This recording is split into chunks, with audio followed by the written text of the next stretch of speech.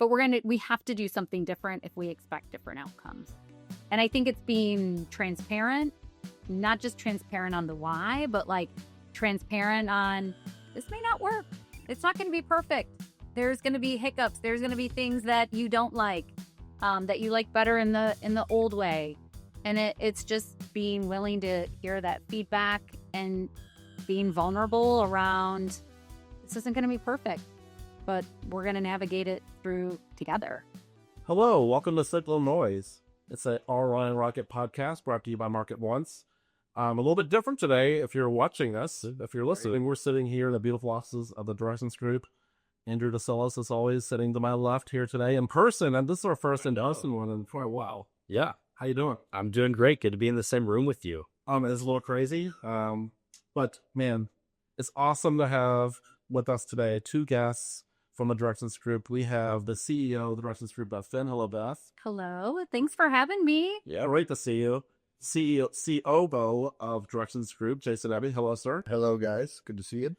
And this is a little bit different. You know, we're not only in person, this is going to be a little bit longer form. Yes. So we appreciate you listening, and we'd love feedback on this format. And this is something that I think Andrew and I have been unintentionally doing for quite a while. Yes. And this is more intentional, and we're excited to talk to you all about so many different topics and questions for you all, and learning more about the Directions Group and all the cool stuff you're doing. So thanks again for joining again. Yeah. It's one of those things where I feel like right at the end of most of our episodes, we really just kind of want to like keep going. Yeah. And there's so many things that we want to talk about today with you all that it just made sense to have you two be kind of the first foray into that long format. So we're just really excited for this. We're going to cover a lot of topics, everything from industry trends to artificial intelligence to, since you both are in the C-suite, going to talk about what is it like to, kind of shepherd the culture of your company? What is it like to lead an insights business in 2025?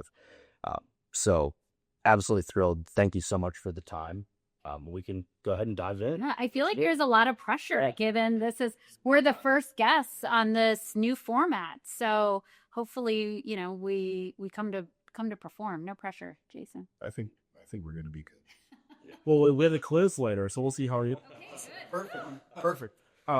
Maybe as we start off, we'll start off just a little bit of background and career path, how you got into these roles. Jason, let's start off with you. Yeah, so I joined the Directions Group in January of 2020. Started my career at MRSI, which became ORC, which became Engine, which is now Big Village.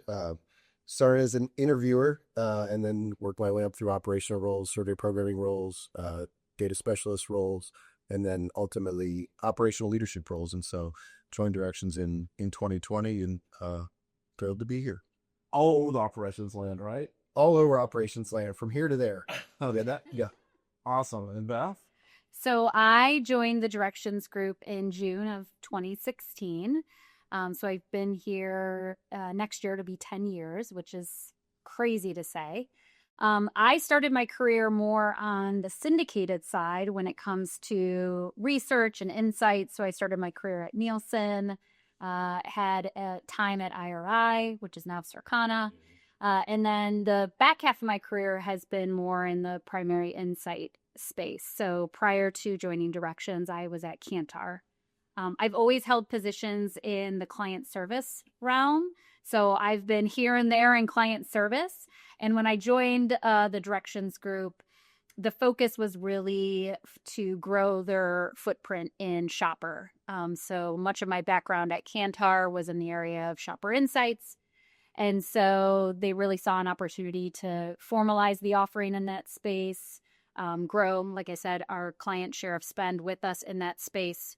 So I spent about 3 years in that role and then took over managing one of our team verticals. And then prior to assuming the president CEO role, spent some time being our chief client officer. So always on the client service kind of role responsibility throughout the various companies I worked at in my career. Was that a challenge going from like client services, sales into kind of pure leadership, or was that something that felt natural? It felt natural because I always felt a leadership role, whether it be leading the team that was working on a specific engagement, or a broader team in my team lead role.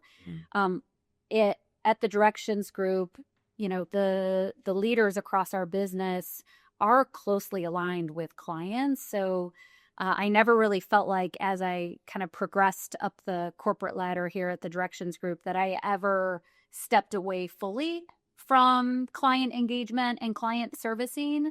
Obviously, in my new role and capacity, not engaging with clients on a day-to-day basis, but still engaging with clients, because that's such an important aspect of my role, I feel, is to understand, what are our clients need? What do they expect from us? How are we meeting those expectations? So there still is a client aspect, just not as much in the day-to-day management of those relationships. We have so many questions about your role that we'll get into a little bit later, but I think maybe to start us off, let's kick it off by talking about kind of the backbone of the modern insights industry, and that's turning data into actual intelligence.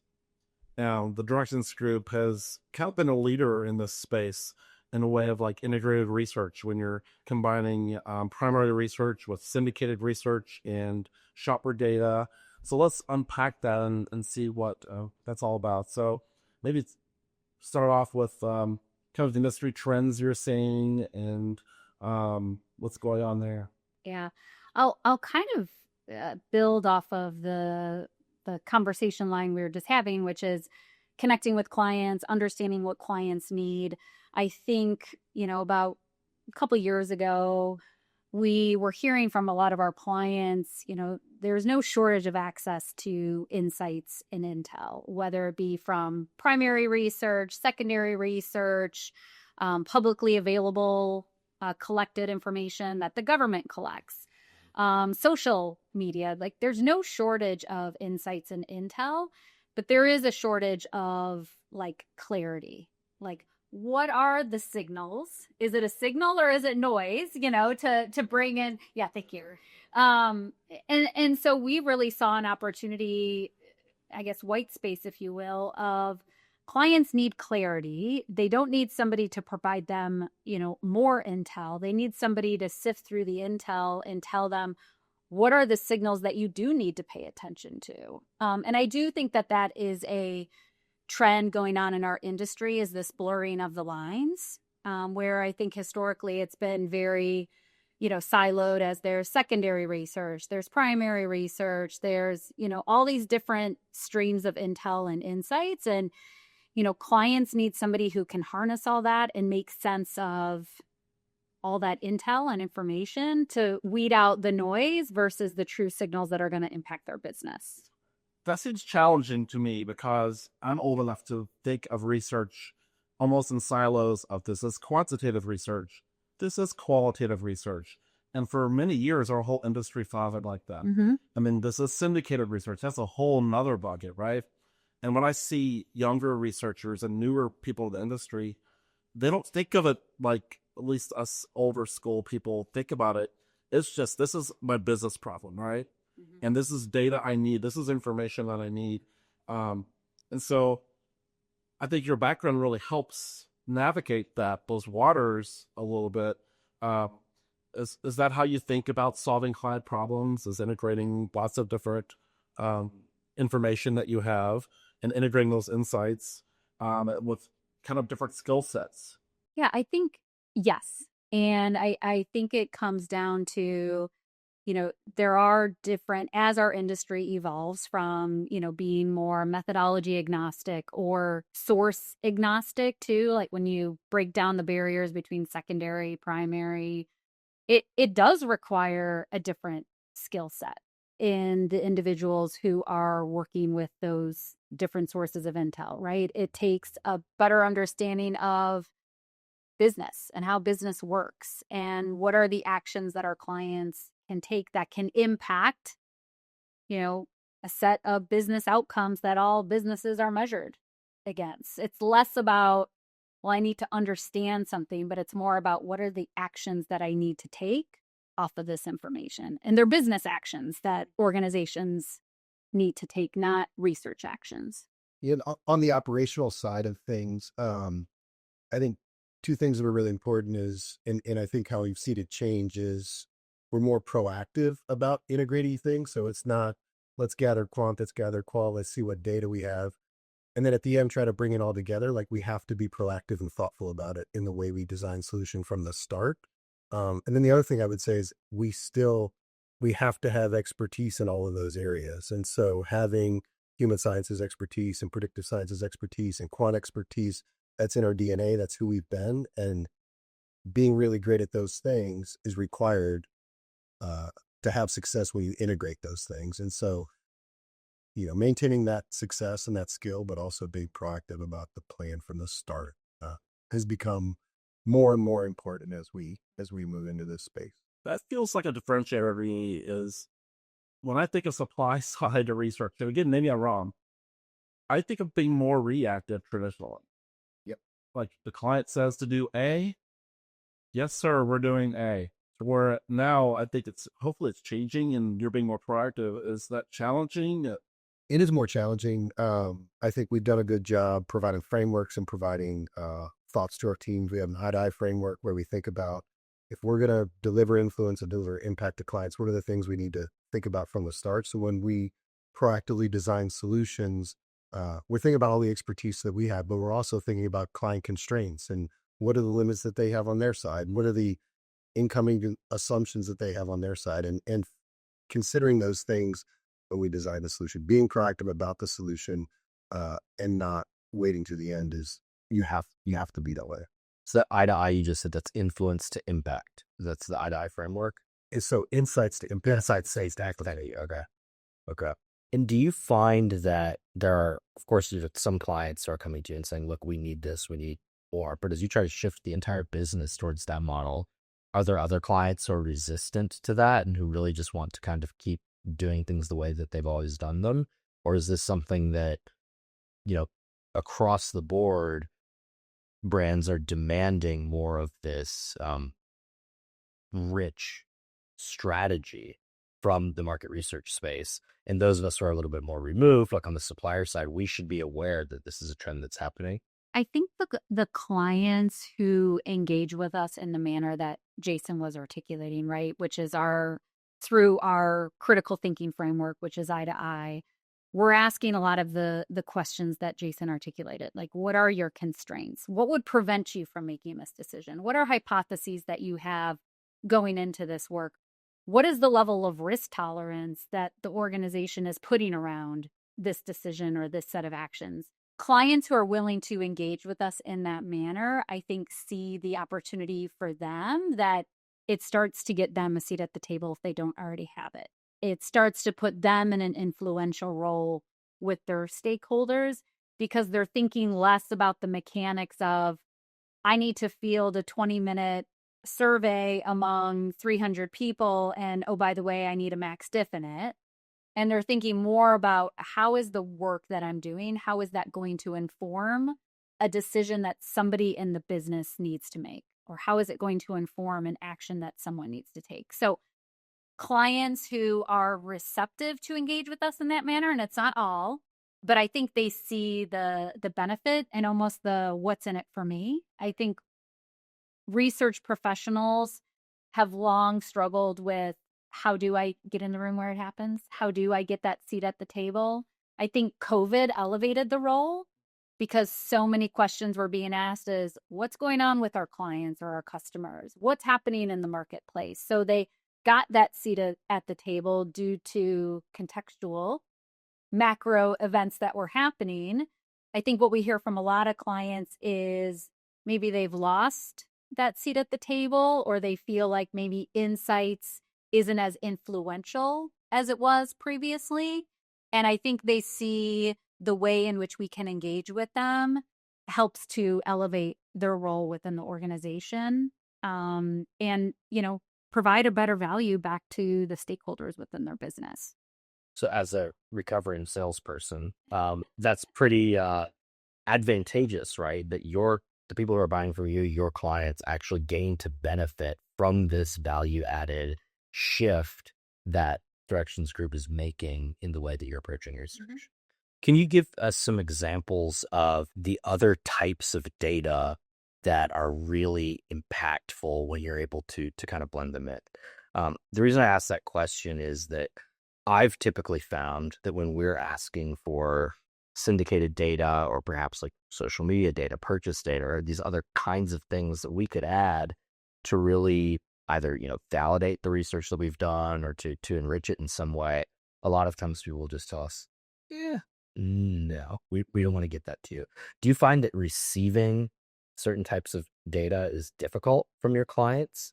And then again, the previous question, if there are particular types of combinations that you're making. I'll answer that, and I would love your thoughts on that too, Jason. Be ready. I I think it starts with, as Jason mentioned, the whole solution design, solution mapping to articulate on the upfront, in order to answer these questions that you have, in order to allow you to make this decision with the insights, with the intel. This is what that includes. It includes some primary work. It includes the assumption that we will have social media data. It includes that we will. So doing that up front then tends to smooth out some of those barriers. If we were to come to them and say, oh, we're in the analysis phase, what would be really helpful right now is to have some of your social sentiment data. Or what would be really helpful right now is, what are you seeing in your Nielsen behavioral data? Yes, there are certain data assets that they can't just transfer over to us, but sometimes it's more of a conversation, such as, what are you seeing in your Nielsen data? What are you seeing in your social sentiment data? But it seems like those barriers are lessened when we have the conversation up front and communicate that in order to answer these questions fully, it's going to require multiple sources of intel. And then I think it shows to the client that we're thinking more holistically, that we're thinking bigger picture than just being so hyper-focused on, I need to go execute a quant survey. Or I have 4 data sets. I need to use all 4.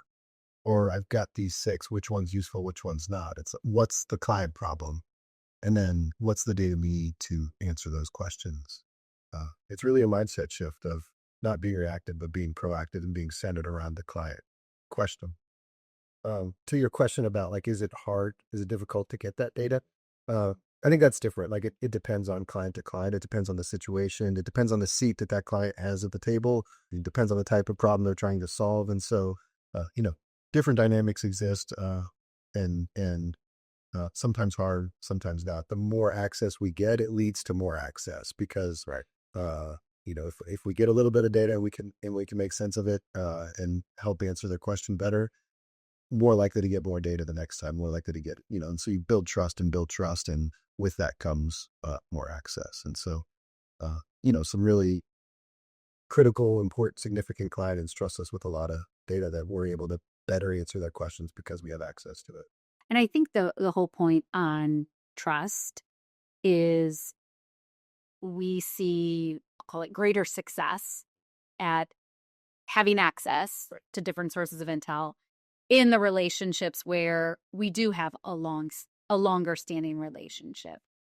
Oftentimes, right out of the gate, if it's a newer client that we're engaging with for the first time, we may not have the same success rate at getting access to those sources of intel. But again, if we approach it from the solution mapping, solution design standpoint and saying, okay, what are all the different options that are available to us that could best answer these questions, that tends to help. But it fully acknowledge that we don't have that at all the clients we work with. Right. So I think it would be really great to understand a concrete example, if there's one that you can share, where there was a client problem, there was primary research done, and there was also secondary or supplemental data sets. So if you could share that, how the multi-layered approach uniquely helped solve that problem. And one that comes immediately top of mind was actually shared with the Insights Association industry at the CRC conference back in 2024. And it was the case study we shared through our engagement and partnership with United Airlines. So we had worked with them across the years in helping to assess and measure their brand health and their brand equity.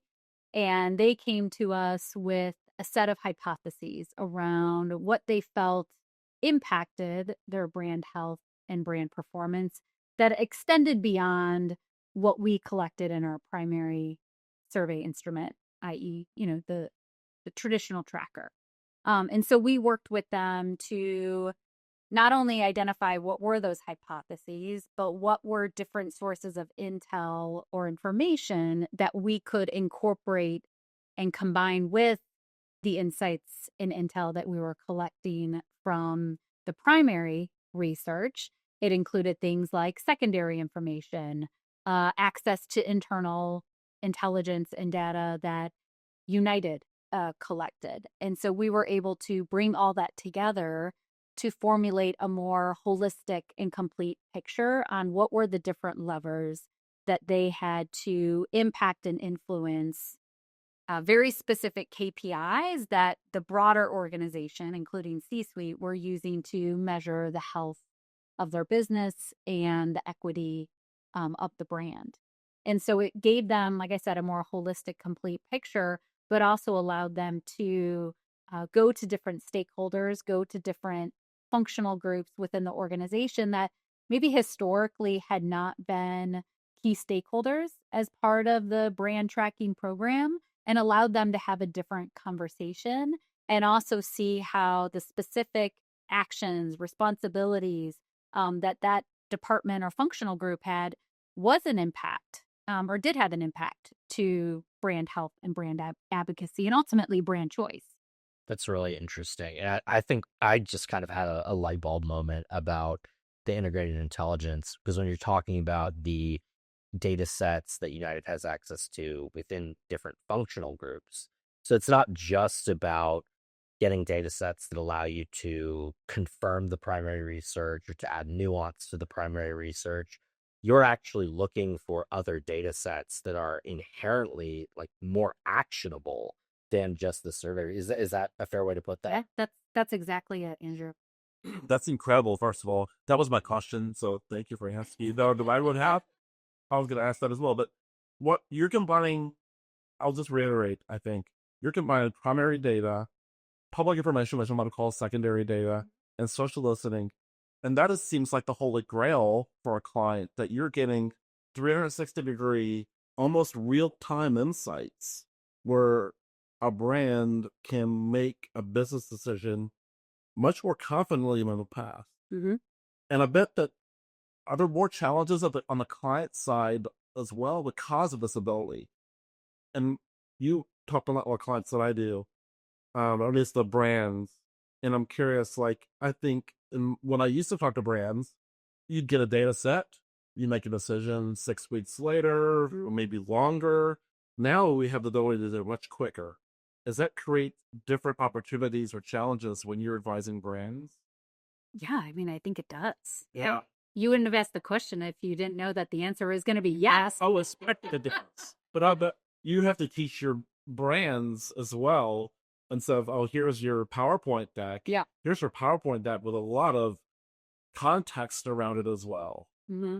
I think that, and it really does illuminate the siloed nature in which our clients work in. Yeah. So when you start to think about, in the example that I just gave, like social media listening didn't sit with the strategy and insights team. It sat with corp comment and marketing, obviously on-time performance, but that's a different group that is responsible for on-time performance. So it really does start to illuminate all the different data silos that exist within our clients and the challenges that they have in meeting multiple needs of stakeholders. So I do think it illuminates that.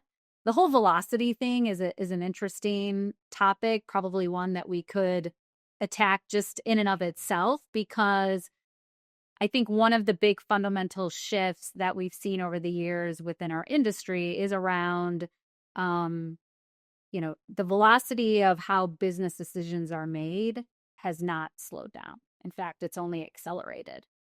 And, how do insights professionals solve for that? Because as I describe the integrated intelligence, many of our clients would sit here and think that all sounds great, but I don't have 8 or 10 weeks to wait.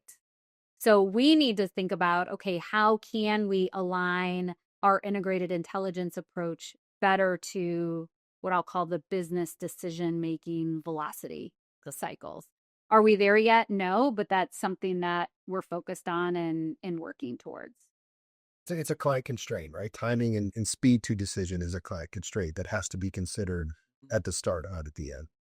Well, we absolutely should dive into that. That seems like something very interesting. I just had a light bulb moment, so I want to make sure that I'm understanding correctly, because I hope some of our other listeners will have the same new understanding when we're talking about kind of the integrated intelligence. It's not just about finding additional sources of data to kind of like enrich, confirm, find new nuance. The example that you just gave, it's about finding other data sources that are more actionable than survey data is great. You have to actually talk to people.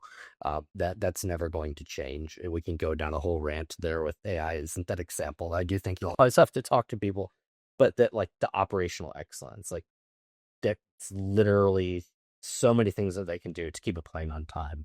The corporate communications, what does their brand look like? How are they engaging with people online? You're adding these layers so that then by the nature of the data itself, they know what levers to pull. Is that fair to say? Yeah. I think that's fair. I would add, when we talk about integrated intelligence, we often talk about the data we will acquire. There's also a lot of knowledge within our business for our client companies, for our verticals, for business in general, for the landscape. That's intelligence, and that gets integrated into the answers that we provide. And so it's easy to talk about the things we'll have to get for a project, and it can be overlooked, and it should not be overlooked. The expertise that exists in the minds of our folks, and that is intelligence that gets integrated into the solutions that are provided. I have another question on this topic, and then maybe we'll move on. And it's hard to get through a podcast with us without talking about data quality. Okay. Quality has been suffering probably for eternity. Curious your thoughts on the folding data that you're getting, and especially how it relates to kind of the integrated insights. So primary researching, they have lots of different other opportunities for data. Primary research has a little bit of a bad reputation industry-wide. So I'd love your thoughts on this. I'll let you take this first. I would love to talk about data for Accurate. Yeah, no, I'd love to talk about it, and I'd love to talk about it because I think we're really good at it, and we have a lot of really smart, dedicated, committed folks to designing solutions built with technology and built with the knowledge that we have that enables other really smart folks to make good decisions about the quality of the data that we provide to our clients. We take responsibility and own responsibility for data quality. It's foundational to integrated intelligence. And so I appreciate the question. It should not get overlooked.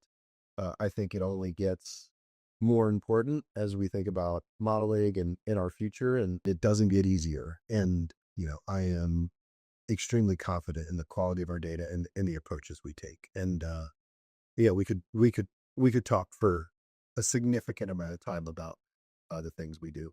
I think high level for now is good, and we'll get into it in the last section.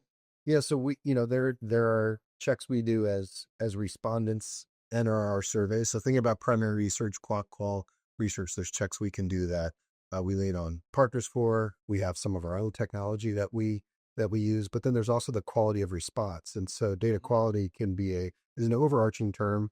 You need to think about the quality of respondent, but then also the quality of the response that respondent provides. And we need both to be true. And so, we have technology that in reviewing response knows that response is a good response and will comment.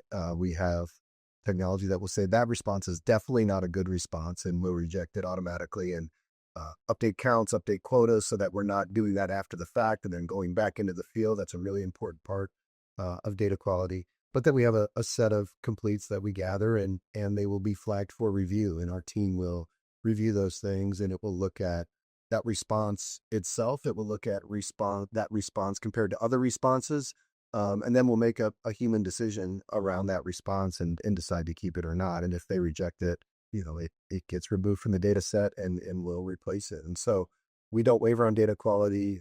We don't cut corners on data quality. We are committed to data quality. And it's through a combination of technology, framework, and people. And I think at the end of the day, it comes down to, is the data usable? Is it credible? And is it actionable?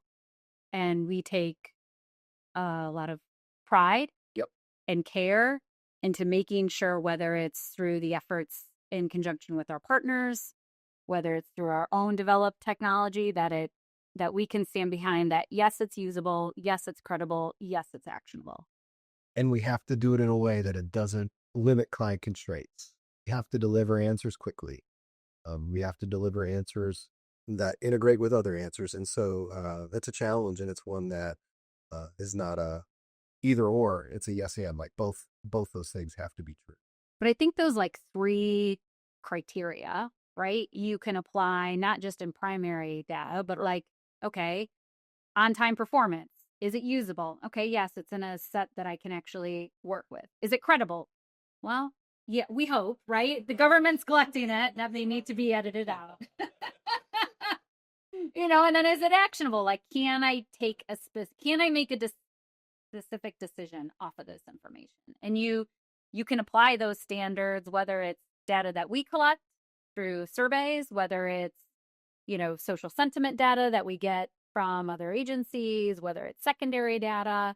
But data quality to me means it has to meet those 3 criteria.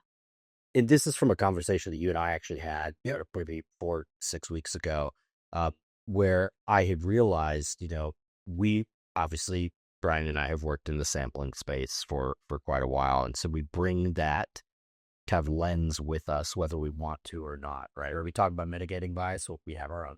But, it was really eye-opening to me during that conversation when you pointed out that, look, even if we have to remove 90% of your data or 1% of your data, the data that's going to our client is clean. That's right.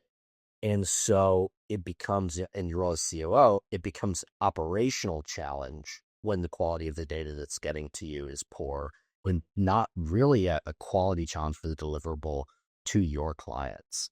When you're thinking about then specifically sample quality, right, what kind of challenges does that create for your business? And is there, aside from, having to provide less Tylenol and ibuprofen in the office because all the project managers have headaches, what kind of difficulties does it make? And is there value in better quality sample and panels?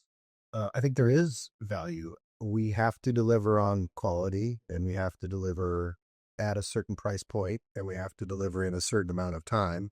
This idea that you can only have 2 of the 3, I'm challenged by that. Like, I'm not going to tell Beth, like, oh, well, you can only do 2 of the 3. Like, one of those we have to give on that. Like, that's not good enough. And so that does present operational challenges.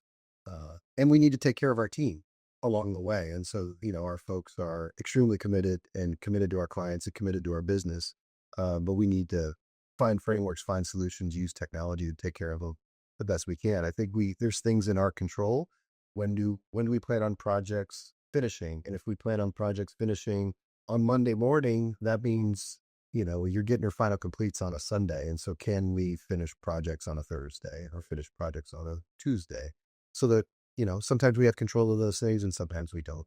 I think data quality can be a subjective term if you allow it to be. And so how do we maintain consistency across a team? We don't have robots, we have people. And so setting a vision and setting a definition for data quality and what our expectations are really important. I think we want to be a good partner to sample partners. Not all respondents we receive are bad, but good respondents provide not so good responses, and that's not good enough for our clients. And so how do we maintain strong partnerships and be good partners and not just reject everyone in the name of data quality? And so it is a balance. And it's something like we work at and we're proactive about. And we have a task force of folks that meet regularly, multiple times a month to stay on top of this. Like, this is not, our work is not done today. We will uncover new things next month that we will solve, and we will continue to stay ahead of it. If you slow down, if you say we're good enough, like you're quickly not going to be good enough. And so committing the right talent and encouraging that talent to pursue a common vision is critical to our success. That's where the success is. And we could talk about tools and fingerprints and IP addresses and red herrings, and like you would talk about all those things, and that's not unique. Our team is unique, our approaches are unique, our frameworks are unique, our commitment is unique, and it's how we get there. Yeah, for our next topic, I want to focus a little bit more around artificial intelligence, another hot topic in our industry, and how the Directions Group thinks about it. You know, it, it makes headlines every day, and it's hard to keep up with. But blending AI with human insight, I know, is something important to you all, just based upon the last 30 minutes of discussion we've had. I'd kind of love to hear your mindset around artificial intelligence.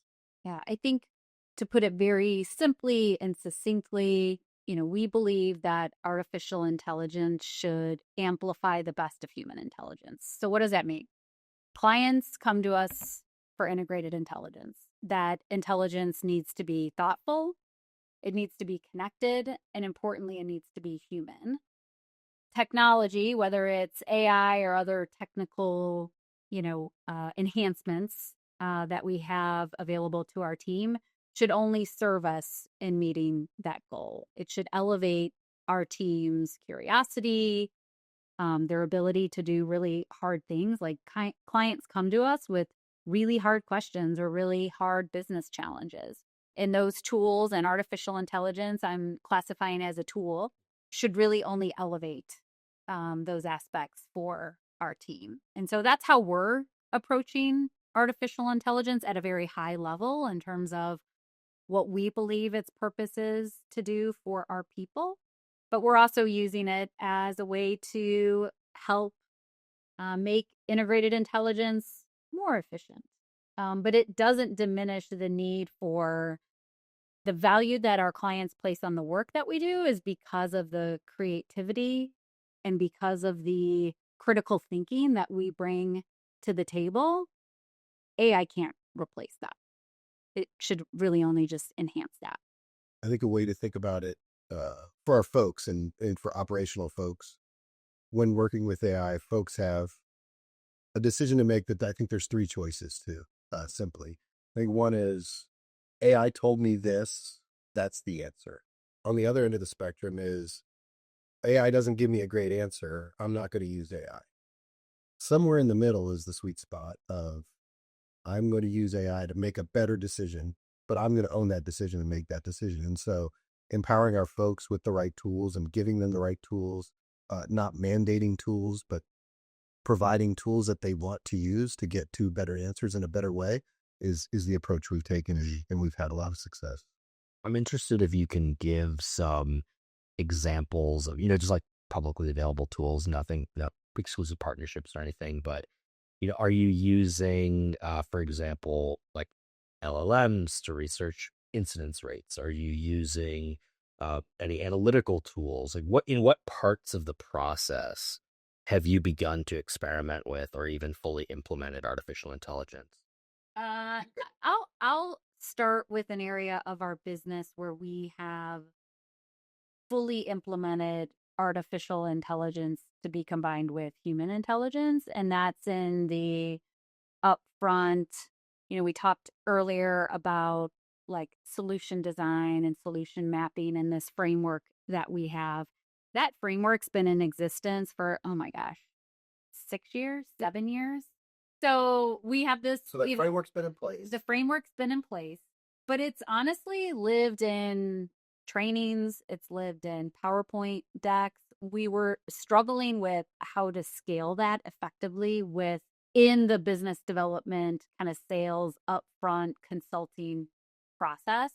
At the same time, we were looking to move forward with a different pricing philosophy in terms of how we think about, pricing our work and the value that we provide to clients. And so we kind of approached it with, well, what would this look like if we leveraged an AI tool to scale that eye-to-eye framework more broadly across our team of client relationship leads, and to accelerate embedding more of like a value-based pricing mentality with our team. And so that's one example where we took an AI first approach because we were like, we need to do something different.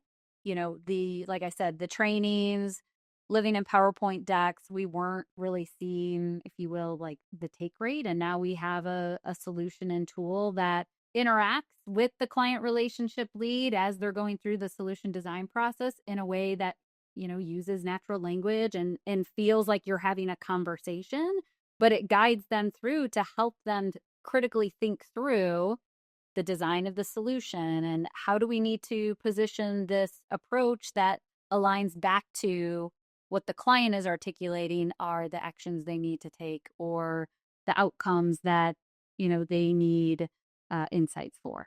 So the client relationship lead is interacting with this tool as part of the exploration process. Correct. With the client. Correct. Okay. And that's in an LLM fashion. It's like they're chatting with it, they're talking to it, and it's actually an iterative process throughout that. Yes. Very interesting. It allows us to, as solutions evolve, and they evolve quickly, and we develop new solutions as new technology presents itself, an opportunity presents itself, we can take details of that solution and quickly get it in the hands of the entire client relationship lead team without a training, a meeting, a recording, a training, a follow-up, a meeting, a training, a follow-up. It's in their hands, and that's very powerful. Absolutely. I think it's especially interesting too. You had mentioned like the take rate, like how many people are actually using it the way that we want to. Well, if this tool is like assisting people in adopting something, you just mentioned you can use it to like distribute new information broadly. When we think of the LLM, the iterative conversational process, the ideation process, the tools certainly have value in making us better that way. But it sounds like the way you're using it, there's significant like organizational, operational advantage as well being gained by using it in that way. Is that fair? Absolutely. And have you seen that? What's been the impact of that since the tool's been implemented? So this morning in a leadership team meeting, we were talking about what the team has seen, what the client relationship team has seen, and one way that it's helped is speed to solution. So from the time a client comes to us with a problem, how quickly can we have a solution in their hands? That matters at the pace in which decisions are made. Being able to get current and consistent information about solutions, about branding, about positioning, improving those things, that improves our success with clients. And then the third way is ensuring that our solutions align with how the market values those solutions. We can be very proud of our solutions, and we can think our solutions are worth a certain amount of money, or it's worth a certain value to a client. Using data in the tool, we can make a more informed decision. And so aligning to the market price, speed to solution, and consistency in current approach to solution. And that has, tremendous value in a client relationship because that's also like a representation of your brand. What is it like to work with us? Right. So that's really an interesting application to think about it from that like consistency standpoint. Jason, you also mentioned that you're using this to talk about like pricing to value. Research in general is a highly transactional, like cost plus typically. That's the way that's approached. Can you tell us more about kind of like pricing to value and what that means practically as you're trying to navigate these client relationships? Yeah, I think it's really taking a client-centric approach, like a client-centered approach to price. Like what is the value that the answers that we provide, the solutions that we provide, have within the client organization? And so that could be completely independent of how much it costs to arrive at that solution. And so, that can mean we need to be lower in price because the value of this kind of work is less. And so that becomes an operational challenge. I can't say it's going to cost X if a client will only pay Y in the marketplace. And so how do we as a business make that align with our goals and what we want to do on our side with what clients are willing to pay? But also, that goes the other way as well. If the solutions we're providing have big impact in our client organizations, that represents a certain value. And so the tool does not provide the answer. So back to the position of the tool said this, that's the answer. The tool provides guidance. The tool provides ranges. The tool provides intel. Right.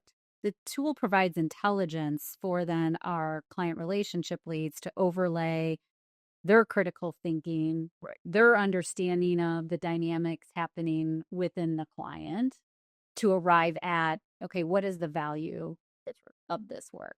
I think the cost plus position is a very precarious position to be in as AI starts to become a tool to arrive at intelligence faster, more efficiently. And like I said, we've been trying for years to move towards this value-based mindset. It is a mindset shift. And it really was this internal development that, like I said, allowed us to scale our eye-to-eye critical thinking framework that helps enable price to value and allows us to move from cost plus to price to value. Sorry, I didn't mean to interrupt you, Ben. No, you said it better than I could have. I have so many questions. I saw you smile and nod, Brian, when I said, oh, cost plus is a precarious position to be in. Does this create, I'd love to hear about the challenges this face, like AI has, I'm sure you've learned a lot of lessons, you've had a lot of challenges. It's probably challenging, at least we have challenges, bringing our team along on this shift. I would think there's also challenges in terms of how do you have an innovation plan, a 5-year plan around this when things are moving so quickly? I can barely think 6 months in advance or a year in advance, much less long-term planning. So really my question is, count the challenges that you're facing, lessons learned. Can you address any of that? I think the answer is people. And so making decisions in support of empowering talent and people, ultimately wins. And so, being thoughtful about the experience that they have and what they're being asked to do and truly understanding like the journey that they go on to find insights. And, we want adoption of these tools. We see, Beth and I see benefits in these tools, but ultimately the team has to realize and see those benefits in these tools. I think the other challenge on the adoption side of things is the promises made and the things people hear on podcasts and they read about, and those are threatening things to people, and those can be challenges, and some of those promises are far from being realized. And so striking the right balance of like what's real and what's not, how do we stay true to client commitments and who we are, and not letting AI be the answer, but continue to let people be the answer, and letting AI amplify human intelligence, to Beth's point, to where we started. I love that answer. And I feel like this is your foundation, how you're wired. This always come back to the people. We call him the man of the people, Brian. Yes. Did not know that.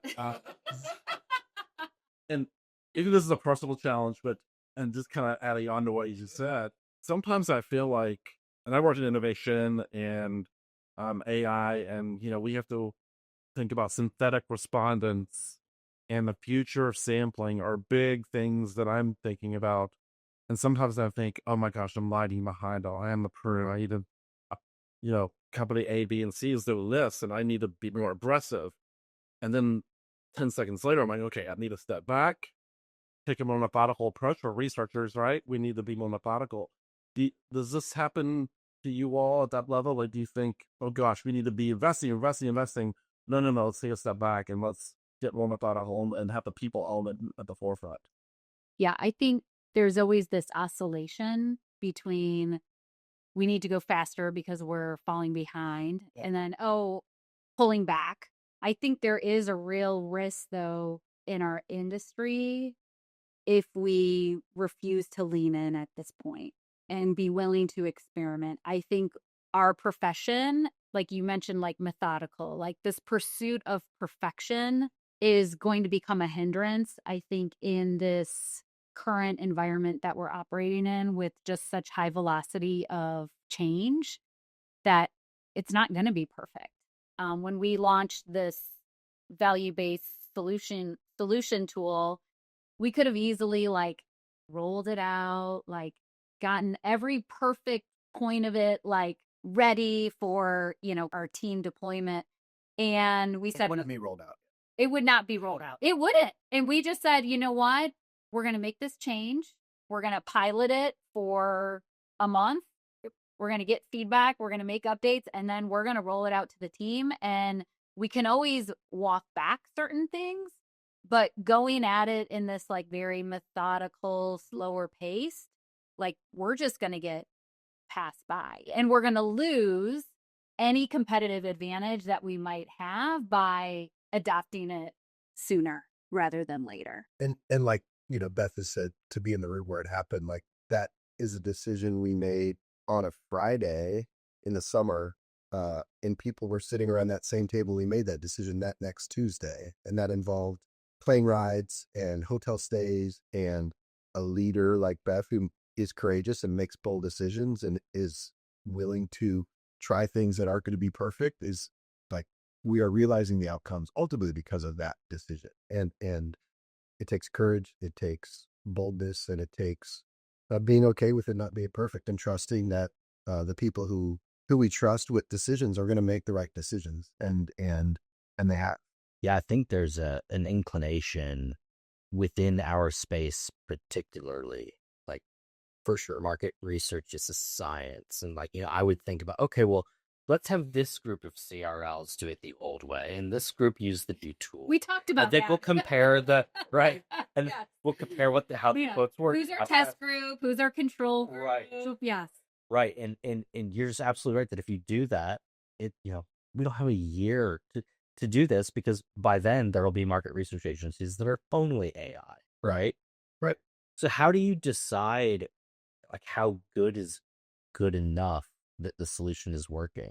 How do you kind of just make that plunge? Yeah, I mean, like I said, we kind of started with a core set of individuals, and we looked at, we said, okay, who's influential within our team? Who would be a champion if, they could speak to the benefits of moving from current state to new state? Who is willing to kind of experiment knowing that it's not going to be perfect? So I think picking the individuals to be part of the pilot group was a really important decision. And who's going to be honest and tell us the things we don't Yeah. want to hear? Like, right. That's really important. And you have to be a leader willing to hear things you don't want to hear, but it also requires people being brave and having courage to say the things that they know we don't want to hear. We want success. And that group was instrumental in the success we're seeing. And then you start to look at, okay, within that small pilot group, like, okay, what are the conversion rates that we're seeing with opportunities that have utilized this approach? What are the average deal size? So some of those like sales health metrics you start to look at, and you see, okay, we do see higher win rate. We do hear from our team that they're taking the proposal development stage from 4 to 5 days to 1 to 2. Qualitatively, they're saying, wow, this is a lot easier to work with. Like, I can spend less time, engaging with multiple people to, get bids, and I can spend more time talking about how are we going to solve this client's problem. And then you kind of just take a leap, and you're like, and you just tell people, like, this may not work. We're going to try it. We're going to do our best. And if it doesn't work, then we'll walk some of it back. Like, the worst thing that we can do is stay in the same place and expect different outcomes. But we have to do something different if we expect different outcomes. And I think it's being transparent, not just transparent on the why, but like transparent on, this may not work. It's not going to be perfect. There's going to be hiccups. There's going to be things that you don't like, that you like better in the old way. And it's just being willing to hear that feedback and being vulnerable around, this isn't going to be perfect, but we're going to navigate it through together. Have you seen increased conversions? Yes. Have you seen any decreased sales cycle? Because you said that kind of speed to solution. When you're able to provide the solution more quickly, does that just increase your conversion because you're kind of first at the table, or does it also actually shorten the sales cycle? So the sales cycle we're still diving into. Yep. So that is a fair question that we don't have the data for me to be able to say, yes, definitively we've seen faster velocity of deals. So all we're going on is like qualitatively when we hear from our team, like, oh, it used to take me, like I said, 4 days to write a proposal. Now it only takes me 2. Some of a broader question based upon what you've talked about for the past hour or so. A lot of things you're talking about get closer to the brand, and everything it seems like you're doing get you closer to the brand. Talking about value-based pricing, you're pricing things different than most traditional research companies are now. Integrated insights. You're not just using primary data. We're using all sorts of different data. Anything you get your hands on, especially the client can give it to you. You're going faster. It sounds like and you rebranded. I mean, the company is different, right?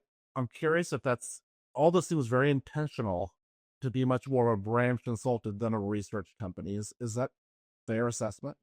I would articulate our position as being a trusted advisor to our clients. If that means we're a brand consultancy, so be it. Yeah. But I think what we hear from our clients is, I want an advisor to my business, whether that's an advisor on brand strategy, on innovation, on customer experience. It goes beyond, in my mind, just being a good partner. It goes into, my business just as well, if not better than I do. You know the cultural norms in which I operate. You know the language in which business gets done within the walls that I operate in. And you can advise me, and I trust you, and you're credible in not just helping me make the decisions that I need to make, but advising me on like what's next.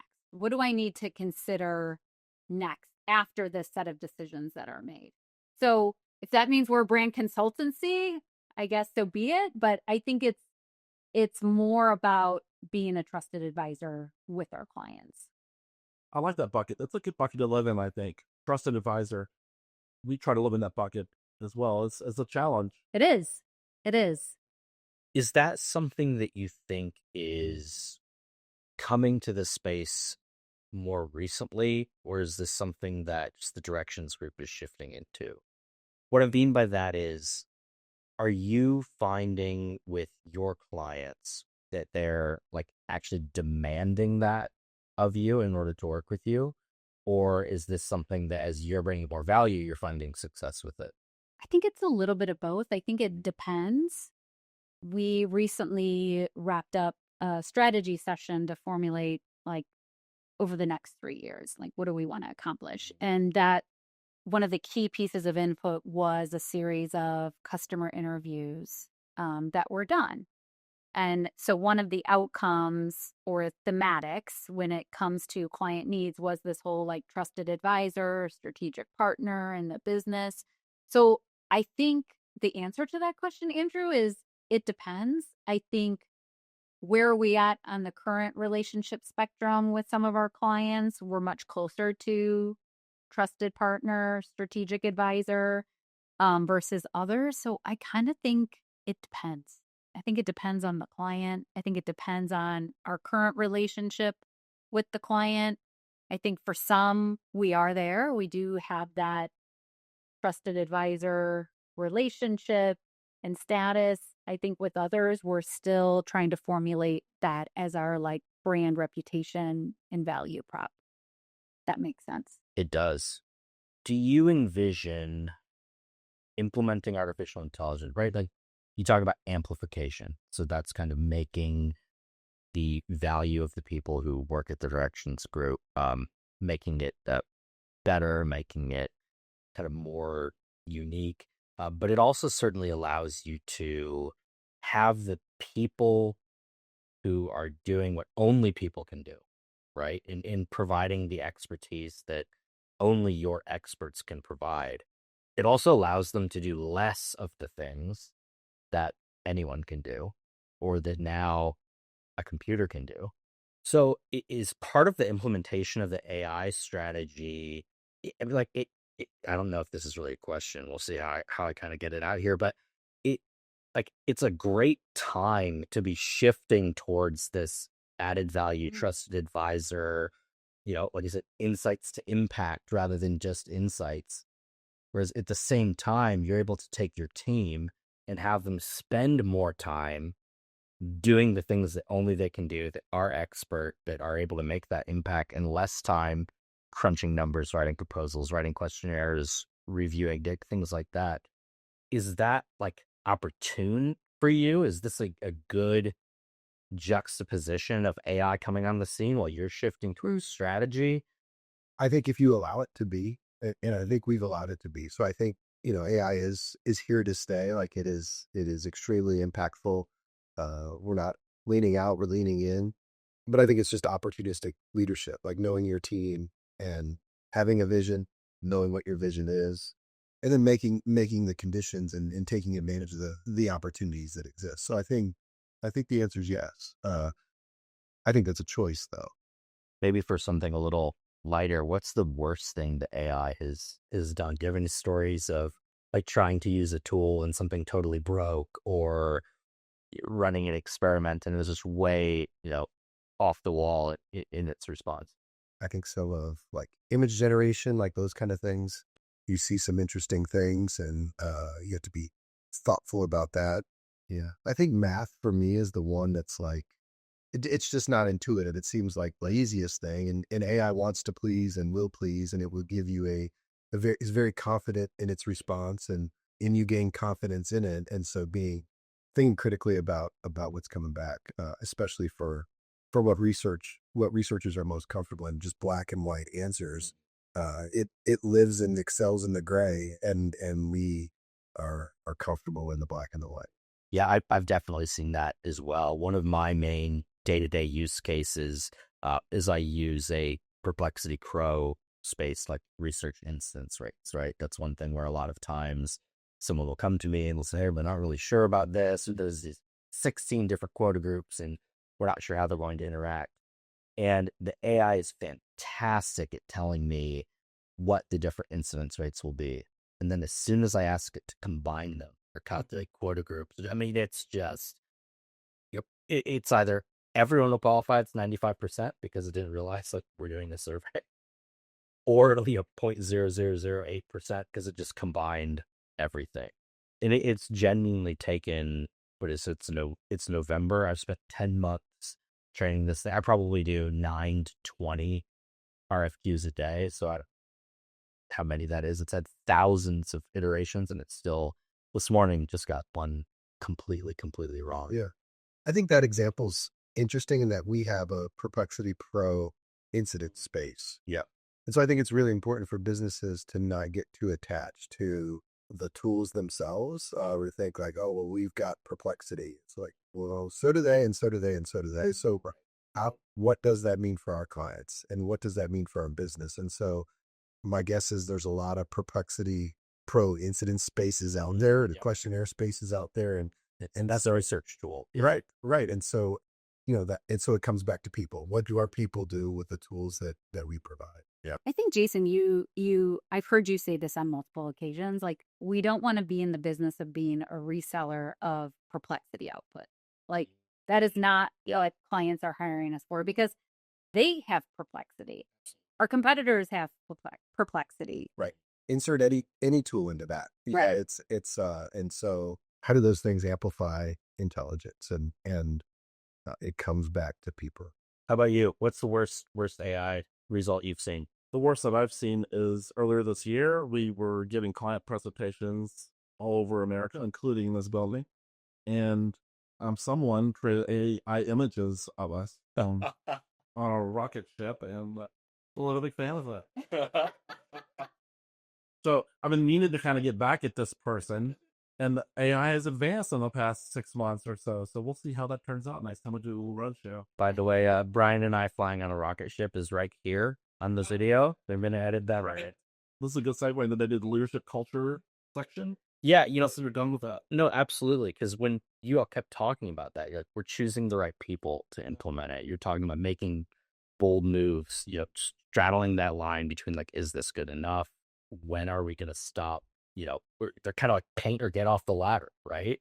And so that's all about leadership and culture. And it's rare that we get to talk to two people through the C-suite. So would absolutely love to hear more about that and like the intentional things that you all are doing. There's things that have happened that you have to be reactive to as leaders and things that you've been proactive about.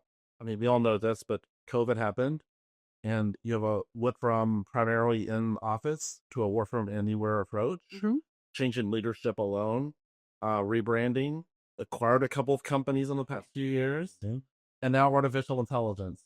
When you take a step back, that's a lot to handle as a new leader. So maybe we'll start off with that. There's always going to be bumps in the road, but I feel like the past 5 years have been extremely bumpy. And so maybe, what are your thoughts on that, Jason? Yeah, it is a lot. I think it's in Beth as well. Like, we take very seriously the responsibility we have to the people that choose to work here. They trust us with a lot. And so it doesn't mean we could do everything we want to do for all of them all the time. It doesn't mean we don't have to make hard decisions, but we take that responsibility seriously, and being able to be proactive as much as you can. I joked today in the leadership team meeting, like, I don't have a crystal ball. If I did, I probably wouldn't be talking to you guys on this podcast. I'd be doing something else somewhere else, but how do you react to things? Like, how do you react to the unexpected? And so how do you create a culture and create an environment where when those things do happen, you can lean back into it? And so being proactive about culture, about trust, about team, knowing that things are coming, knowing that things will happen. And so you can't build trust when you need trust. You have to build trust so that when you need trust, that trust is there. And so that's an everyday exercise. That's, how, like, the expectations we set and how we treat each other, and the expectations we set in how we respond to clients and how we treat partners. Like, those things matter. And so it's an everyday thing. You use the word intentional. I get a hard time for some of my favorite words. Intentional is a favorite word because it's really important, and you have to be intentional about it. And you have to build culture and trust so that when you need it, it's there. Well, it seems like you've been intentional in both strengthening culture and embracing this rapid transformation at the same time. And I think we have to be. I think to embrace rapid transformation, I think the culture has to support it. If it doesn't, people won't be comfortable failing. Like, they'll be scared to disappoint Beth. People don't want to disappoint Beth. And Beth has created a culture where it's okay. She assumes positive intentions. They assume positive intention back. And so with rapid transformation, like, you have to have culture and trust, I think, as the foundation. I think it's required. And, and I think all of the accomplishments that you listed, Brian, are big accomplishments. Like, acquiring a company, that's a big strategic move, right? Rebranding, integrating 3 different brands. Hired a lot of people. Right, we hired a lot of people. Yeah. So all of these are like big strategic moves. When you add on AI, the reality of it is our culture was not in a place a year ago that probably could have adopted some of these new AI ways of working, different tools, because that trust wasn't there. And so while many organizations approach the year with, what are the goals that we want to accomplish, we did the same. And one of our goals was, we are going to be rebuilding this culture. We're going to build this culture back through accountability, through transparency, by making those trust deposits, so that when we do need the organization to lean in and experiment, try something new, do something that feels like uncomfortable, we have deposits on the balance sheet that we can pull from, versus constantly making withdrawals on that balance sheet. So we were very intentional coming into this year that we have got to make deposits in our culture, which means deposits in our people. Some of that is going to come from resetting like accountabilities. It's going to come from like full transparency and vulnerability and humility, that I think as leaders, we need to bring that back to the organization. Is this level of transparency? Is this level of humility? Is this level of vulnerability? So we were very intentional coming into this year to say culture is the secret sauce. It's what makes organizations go. You can have all the tools, all the fancy bells and whistles. If your culture is not there, forget it. And so we were, like I said, that was one. We had 4 goals for the year, and that was one of them. I love the fact that you're applying the like trust deposit and withdrawal framework. I've encountered that in like my personal life and, you know, different books that you read for like interrelational strategies. You're not always trying to like strategize relationship. Like it's a good way to kind of like live your life and Right. build trust. And you're applying that on an organizational level. Of course, accountability, vulnerability, humility, like these are really like virtues. What does it look like to like practically be humble or transparent or vulnerable, like as an organization? How do you implement that as a company? Yeah, I think it sounds cliche, but it's almost like you show up in that way. Like if you expect other people to be transparent, you yourself need to be transparent, the good and the bad, right? I think so often as leaders, we don't want to share like the bad, but that's part of being fully transparent. Now, there are ways in which you can position things, but I think it's really living those values. And what that looks like practically is, we have company-wide, we call them Monday morning meetings every other week. And we discuss various topics that are pertinent to the organization. And, we've been very transparent on some, I don't know, I guess I would say like hot button topics. Any topic. Yeah, any topic. And it's sort of like, it used to start with this anonymous, like ask me anything. And now I think it's changed where people feel more willing to just come directly to me with questions or come directly to other senior leaders and ask questions, because I think we've created this open dialogue because we've been transparent with here's where the business is at. Here's what the business is experiencing. Here's why we're making some of these decisions. So I don't know if I'm answering your question directly, Andrew. I think so. Okay. Maybe I'll say it back to you. Okay. See if I've understood it. We are on hour 2 here, right? Or 90 minutes in. Close to it. But so it sounds to me like what you did was, again, kind of like that deposit framework. You started by, okay, we're going to be really transparent in the way that we're communicating information. Simultaneously, you implemented a vehicle that kind of accelerated your opportunity to be transparent by saying in these Monday morning meetings, you can ask us anything. It's going to be this repeatable, yes, we're being transparent, we're being transparent, we're being transparent. I assume the same kind of thing would apply for accountability, right? What about humility? That's a really interesting one. Does that have to come from like the two of you, from the rest of the C-suite, just showing up that way? Or is there a way that you apply that organizationally across the company? I think it comes like we are confident. We believe in who we are as individuals. I think we believe in who we are as a business. But I also think we're vulnerable, and I think that's a form of humility. I think, we celebrated all of our employees in October, including Beth. And one of the things that I shared with the team in a Monday morning meeting about Beth is who you think she is. And for a team to have a leader who is who they think she is extremely impactful, because then they're not worried about who she is and who she isn't. What she says is what she means. And that doesn't mean you love everything she says, but she is who she is, and she is who you think she is. And that is very impactful to a business. And I think that is a form of humility. She treats me the same way that she treats you, and she treats you the same way that she treats Jason, and she treats Jason the same way that she treats Brian. And so that is a form of humility. And I think you can say all you want to say, right? You can say all the things. You can say, trust me. You can say, we're transparent. You can say those things. Ultimately, the actions are what's required, and that takes time.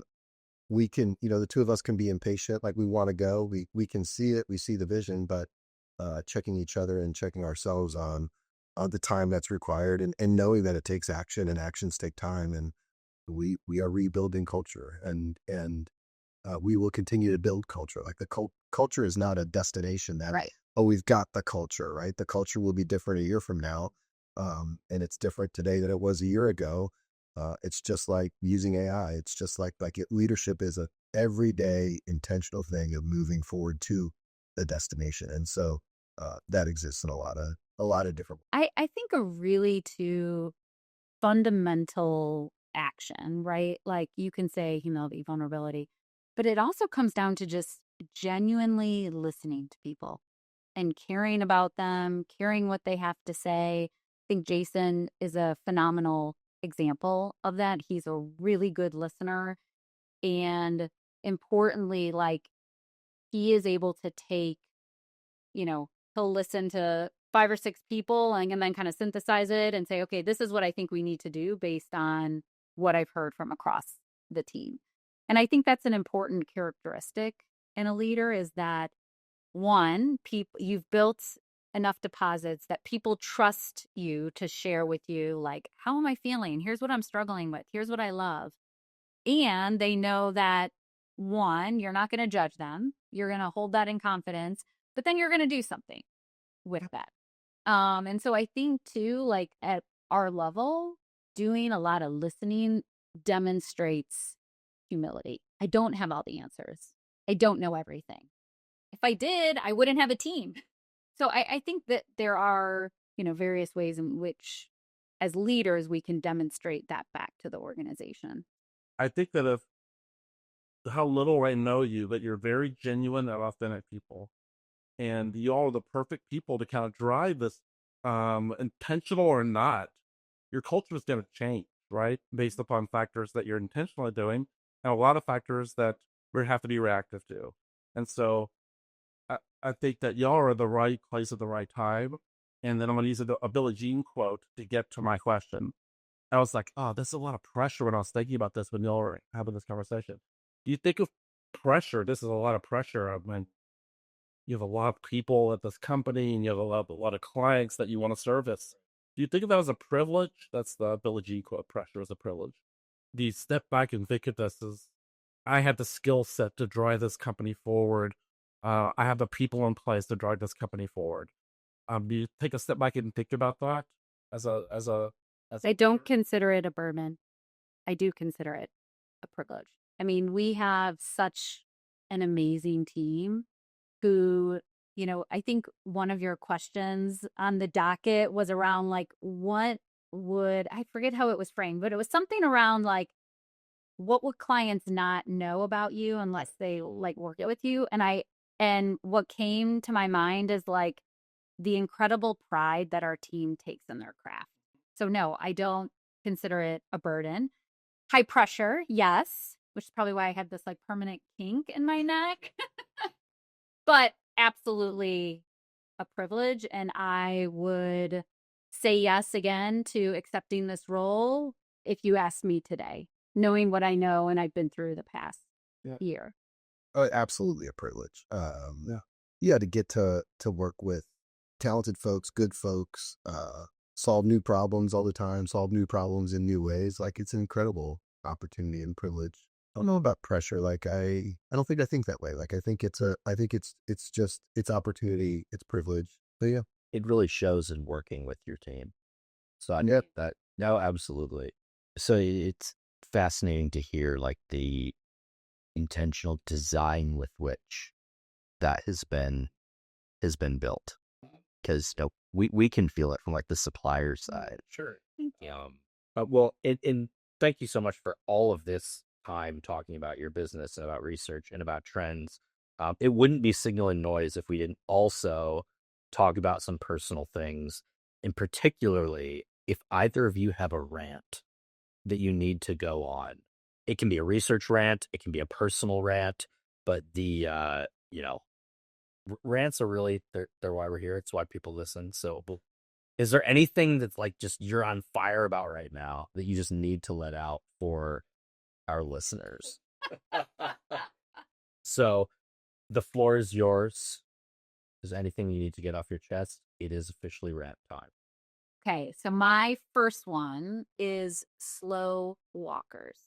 One of the very first times Jason and I went to lunch when I relocated here to the Cincinnati area and was working out of this office full time is he said to me, "Oh, we are very walking compatible." He goes, you city walk. And I like that, where you follow the crosswalks to be very efficient. That's right. I was in New York a couple weekends ago, and I was like, this city knows how to walk. They can walk. Yeah. Yep, love it. Slow walkers, people who stop at the end of an escalator to figure out where they're going to go. Not a great place to stop. Right. No. Slow walkers at an airport. Oh, the worst. Unforgivable. Well, in jail too. With the We go into travel Beth mode. We don't have enough time. Like we'll have to replace the batteries. rapid fire personal questions you can answer or not. Any hidden talents or skills that many people don't know about you? No, I don't think so. Just focus on the research and the people, I guess. That's right. And the family. You can't be everything all the time. That's right. We can only be someone. Yeah. Can you share a recent non-work accomplishment or small win you're proud of? Learning a new skill, family event, something fun. Something related to my family. So I have 2 daughters, and my youngest recently won the sportsmanship award on her school volleyball team. And that is the 2nd year in a row that she's won it. She won it in 7th grade, and now she won it in 8th grade. And her older sister also won the sportsmanship award for 7th and 8th grade volleyball. So I feel like that's a signal that, maybe we're doing something right as parents. But definitely a very proud mom moment. I don't know if there's a better award to win than Right? sportsmanship. Well, and I think it's so great at her school. They have like a banquet, and they only celebrate the sportsmanship award. So the MVP award and I think most improved is given like at the team dinner that happens at the end of the season. They only do a school celebration for all the fall sports for the sportsmanship award. And I was like, that is such a strong message that like, it's not about your personal accomplishments. Yes, that's important. Like you want to become a better player, but it's more about how you support and show up for your team and how you cheer on your team. And are you not just a good team member, but are you a good competitor? Like, are you respectful to the coaches? So, Teaching my skills here. yeah. They're not going to be professional volleyball players. Most of them probably. Yeah, no. Sorry, girls. Yes. So that was definitely, I know that my youngest felt pressure because her sister had won it back-to-back years. And then when she won it last year, we were like, and then when she won it again, I was like, oh my gosh, we're doing something right as parents. We're raising good humans. That's fantastic. Yeah, thank you. Top that, Jason. I can't. We need to move on to the next one. Okay. Eleanor and Julia win that one. Oh. Best piece of advice you've given or something that your mentor advised you at some point in your life to be leadership, parenting? I think something that we talked about today that my boss at ORC and Engine like really taught me and instilled me. So Rich Cutrone, who you guys know, really taught and instilled in me this idea of like, don't let perfection be the enemy of progress. And I think that has served me well. I think we've talked about things today where it served our business well. And Rich would say he didn't come up with that, but Rich was a huge influence on me and, and really instilled that in kind of how I think about leadership. Any rituals or quirky habits in your daily routine that you feel like sharing? I have to have coffee in the morning, which is not uncommon, but I set up the coffee maker to go off the night before so it is ready. So it goes off 10 minutes before my alarm is set to go off because I like to wake up with that Smell of coffee. smell. Yeah. So it's good for everybody in the household when I have my coffee and like that's like the first thing that I have. I mentioned this to somebody recently and they thought it was the oddest thing, but I like to work out with my coffee. So I also tend to work out in the morning. It just like is like a head clearer for me and I feel like I start the day off right, but I like to sip my coffee like while I'm working out. Hot coffee, which people find very strange. So That's strange. it is bizarre. Yeah. But it works. Yeah. That was the question. Yeah. Yeah. So I've Yeah. What are my quirky habits or rituals? Your index cards. Yeah. So I just had 2,400 more index cards delivered today, actually. So I use index cards, a certain type of index card, certain thickness, certain color, to organize thoughts, ideas, to-dos, actions, days. Like it's a very, very versatile instrument. You can use them for yourself. There is a level of satisfaction when you complete the task to fold them and stack them. You can hand them to Beth. Beth often receives index cards with a BF on it because it's an idea or a thought for Beth. So the index cards is quirky. Yeah. And it works. It's like your system, though. It's like your beautiful mind system that, like, I always get a little concerned when I go into Jason's office and I see just like a plethora of index cards. I was like, oh, he's got a lot. Yeah. It's like a visual cue. Yeah. Like, oh, there's a lot of stuff going on. Yeah. And then like this sense of because he will fold it and then stack it. So he'll have like this stack of like color index cards. Like a house of cards you'll stack it, right? Or you can just like accordion them. Like there's lots of ways to do it. He's probably like one of the primary buyers on Amazon of index cards. Yeah. Big delivery today. Well, this is a good way to close. No carbs today. No. And you allowed us to ask, I don't know how many questions we just asked away. And you'd have one no carb. You didn't tell us not to ask any question. Nope. It means so much to come in here into your space and be able to ask you all just about anything and some hot topics and some questions a lot of C-level people probably wouldn't answer. And so on a personal level, I really appreciate it all coming on. Yeah, we appreciate it. Yeah. Thank you so much for having us. And this was fun and felt more like a bit of a conversation than, interview. So really just appreciate you guys creating an environment that felt comfortable for Jason and I to come on and, like I said, have a discussion, have a conversation. Thank you for that. That's what we aim to do. And I'll echo what Brian said. Thank you so much for all the time. And hopefully our listeners got a lot out of it. I know I certainly did. And we'll look forward to having more conversations like this in the future. Great. Sounds good. Thank you.